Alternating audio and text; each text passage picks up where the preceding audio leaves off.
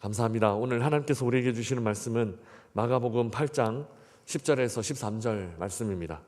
아이월시 142면에 있습니다. 마가복음 8장 10절에서 13절까지 말씀 우리 함께 한 목소리로 봉독하겠습니다. 이것은 하나님의 말씀입니다. 곧 제자들과 함께 배에 오르사 달마누다 지방으로 가시니라. 바리새인들이 나와서 예수를 힐난하며 그를 시험하여 하늘로부터 오는 표적을 구하거늘 예수께서 마음속으로 깊이 단식하며 이르시되 어찌하여 이 세대가 표적을 구하느냐. 내가 진실로 너희에게 이르노니 이 세대에 표적을 주지 아니하리라 하시고 그들을 떠나 다시 배에 올라 건너편으로 가시니라. 아멘. 표적을 구하다라는 제목으로 말씀을 나누겠습니다. 또다시 장면이 전환됩니다. 마가복음의 전반부에서 장면 전환은 어떤 방식으로 주로 이루어지는가 하면 예수님이 배를 타시고 갈릴리 호수를 이편 저편 이동하시는 그런 모습으로 장면 전환이 이루어집니다. 동쪽 해안에는 거라사 혹은 데가볼리가 있는 이방인 지역이 있고 또 북쪽은 그 이방인 지역과 유대 지역 그러니까 갈릴리 지역이 붙어 있는 그런 가버나움, 벳세다 이런 지역이 있고요. 또 서쪽 해안에는 막달라나 디베랴 같은 그런 도시들이 있습니다. 마가복음 안에서 예수님의 동선은 전반부, 중반부, 후반부 이렇게 나누어서 생각해 볼 수 있습니다. 지금 우리가 묵상하고 있는 마가복음의 전반부에서는 예수님 제자들과 함께 주로 배를 타고 갈릴리 바다를 왔다 갔다 하시는 장면으로 이루어져 있습니다. 앞서 말씀드린 이런 도시들 벳세다나 또 가버나움이나 또 막달라나 거라사 이런 도시들을 배 타고 왔다 갔다 하시는 그런 장면입니다. 중반부는 예루살렘으로 가는 여정입니다. 위쪽에 있는 북쪽에 있는 갈릴리에서 예루살렘으로 내려오는 그 예루살렘을 향해 가는 길이 바로 마가복음의 중반부에 나타납니다. 고난과 또 십자가를 향해 가는 길 이렇게 해석할 수 있습니다. 마지막 후반부에는 예루살렘과 베다니를 왔다 갔다 하십니다. 한 일주일 정도 예루살렘에 머무르시면서 아침에는 예루살렘 성 안으로 들어가시고 또 성전 안으로 들어가시고 저녁에는 성을 나와 베다니 숙소가 있는 베다니 지역에 머무시는 이런 모습입니다. 전반부에 갈릴리 호수 이편 저편을 왔다 갔다 이렇게 움직이시는 거라면 중반부에는 위에서 아래로 한 방향으로 이렇게 내려오시는 장면이고 후반부에는 다시 이제 예루살렘과 베다니를 왔다 갔다 하시는 그런 장면으로 예수님의 동선을 파악할 수 있습니다. 오늘 본문은 4,000명을 먹이신 기적 이후에 일어난 일입니다. 예수님은 제자들과 함께 그곳을 떠나셨습니다.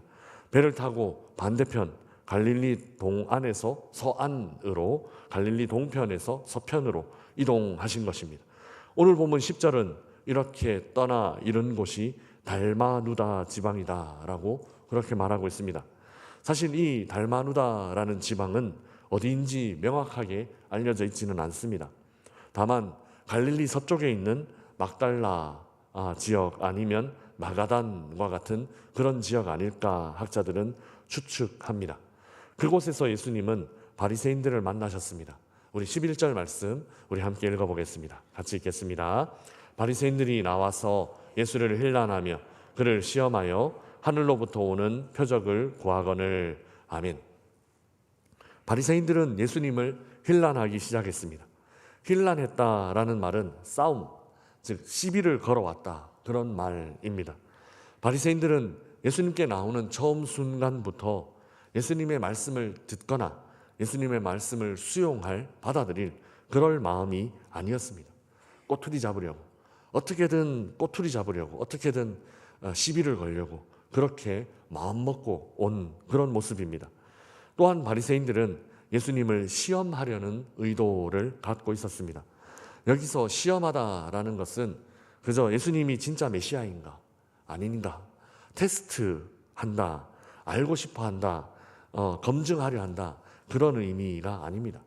사실 그 정도만 했어도 바리새인들 참 다행이었고 좋은 일이었습니다. 바울의 2차 선교 여행 때 베레아 사람들이 그랬습니다. 사도행전 17장 11절에 보면 베레아 사람들은 너그러운 사람이다 이렇게 기록되어 있습니다. 그리고 그들이 너그러운 이유를 그저 성품이 너그럽기 때문에, 그저 인품이 그렇기 때문에 라고 말하지 않고 말씀을 대하는 자세가 그랬다라고 칭찬하고 있습니다. 그러니까 베레아 사람들의 말씀을 대하는 자세가 어땠나 하면 간절한 마음으로 말씀을 받고, 또 이 말씀이 진짜 그런가 하면서 날마다 생각하고 또 생각하는, 상고하는 그런 모습이었기 때문에 칭찬을 받습니다. 말씀을 받을 때 무지성적으로 그저 순종하라, 아무 비판 하지 말고 그냥 순종해라, 이런 의미가 아닙니다.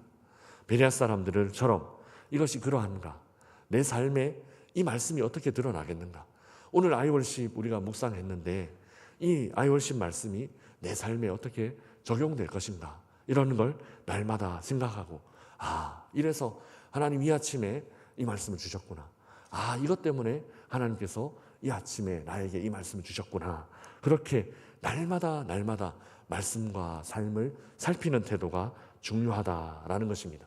이런 자세는 좋은 자세입니다. 그런데 오늘 본문의 바리새인들의 시험은 베레아 사람들과는 전혀 다른 모습의 시험입니다. 바리새인들은 예수님을 깎아내리고 헐뜯고 비난하고 또 뭔가 책잡으려고 시험하는 것입니다.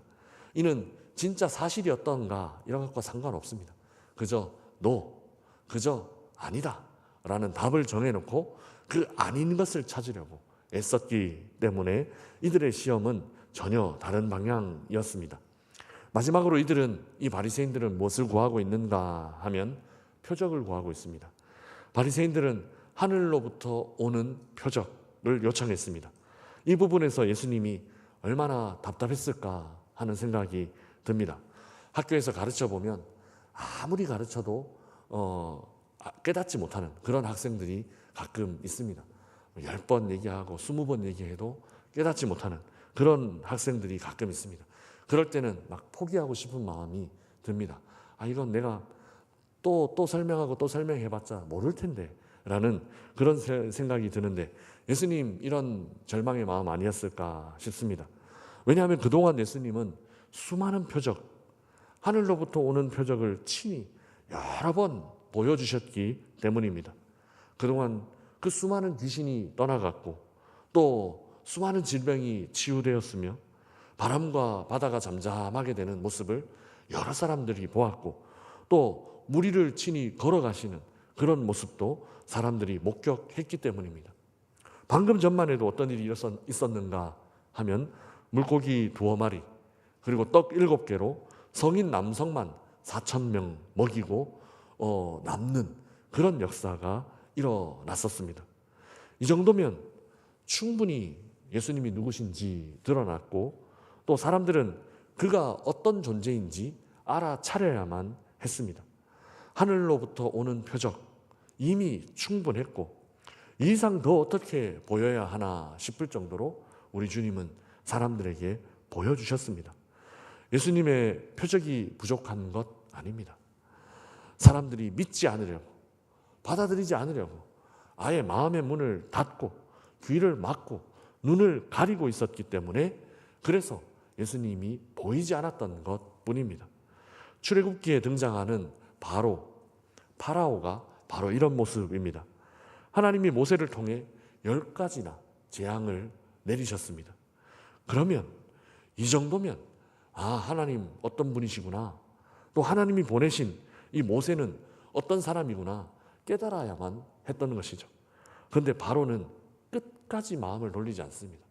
자기 아들이 죽고 나서야 마음이 살짝 바뀌지만, 그리고 나서도 다시 강팍한 마음으로 돌아옵니다.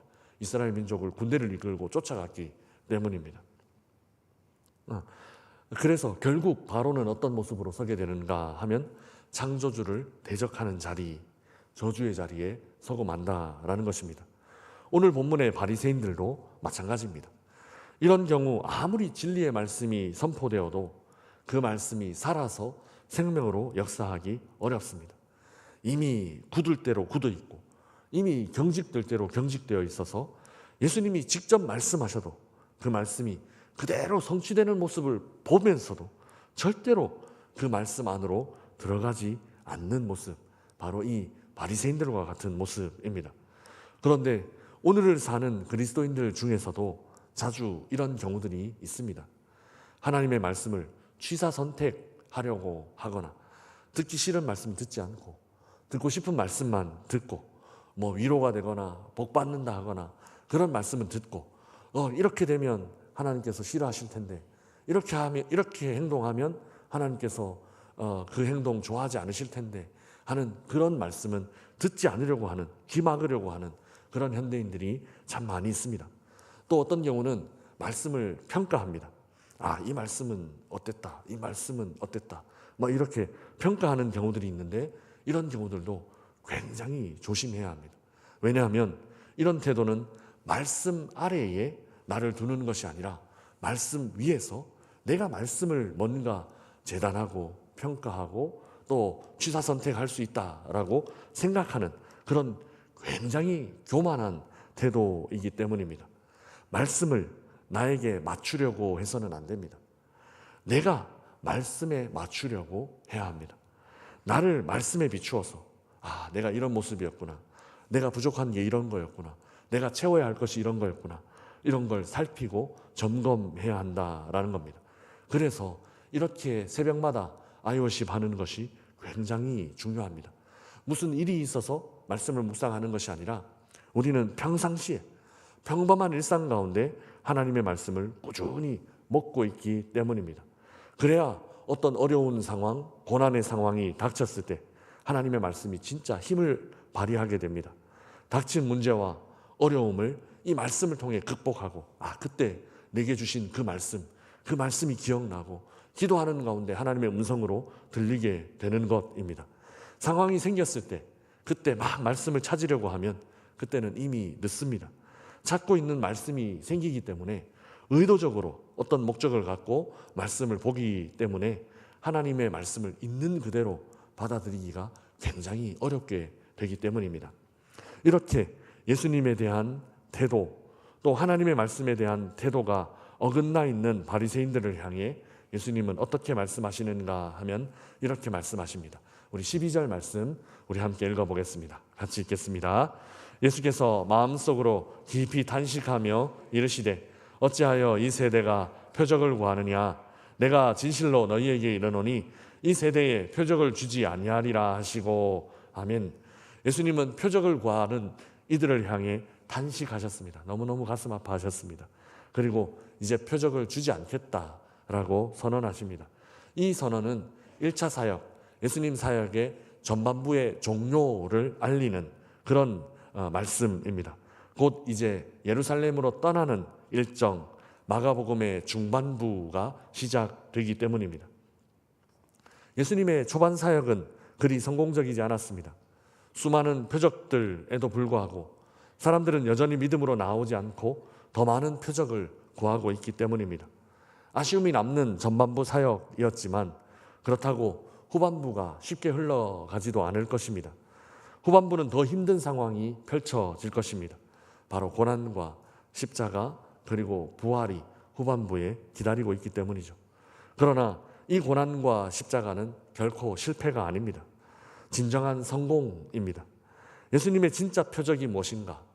예수님이 오늘 본문 안에서 나오는 표적을 보여주십시오 사람들이 얘기했고 내가 표적을 보이지 않으리라 하셨지만 예수님이 이제 후반부에 진짜 사람들에게 보여줄 표적이 무엇인가 하면 그것이 바로 십자가이기 때문에 그렇습니다. 사람들이 원하는 표적이 아니라 하나님께서 원하시는 표적이 준비되고 있습니다. 그리고 그 표적은 반드시 성공적으로 성취될 것입니다. 사랑하는 명선의 가족 여러분, 하나님을 대하는 태도, 또 하나님의 말씀을 대하는 태도를 돌아보는 이 아침 되시기 바랍니다. 내 뜻을 이루기 위해 하나님을 수단으로 여겨왔던 내 모습은 아닌지 돌아보고, 그래서 내 뜻을 이루는데 쓸모없으면 그저 하나님 말씀 버리고 외면하는 나의 모습 아니었는지, 또 아무리 말씀하셔도 아무리 가르쳐 주셔도 내 고집스러운 모습에 그저 머물러 있었던 것은 아닌지 우리의 모습을 한번 돌아보시기 바랍니다. 주님, 내 뜻이 아니라 주님 뜻 이루어 주옵소서. 표적 구하는 것이 아니라 주님을 구하는 마음 갖게 하여 주옵소서. 그리고 그 주님을 왕의 자리에 모시고 순종하는 종의 자세로 사는 이 하루가 되게 하여 주옵소서. 그런 마음으로 살아 표적이 아니라 주님을 구하는, 단순한 기적이 아니라 그 기적을 일으키시는 주님 찾고 구하는 우리 모든 성도님들 되시기를 주님의 이름으로 축복합니다. 우리 주신 말씀 생각하며 찬송가 425장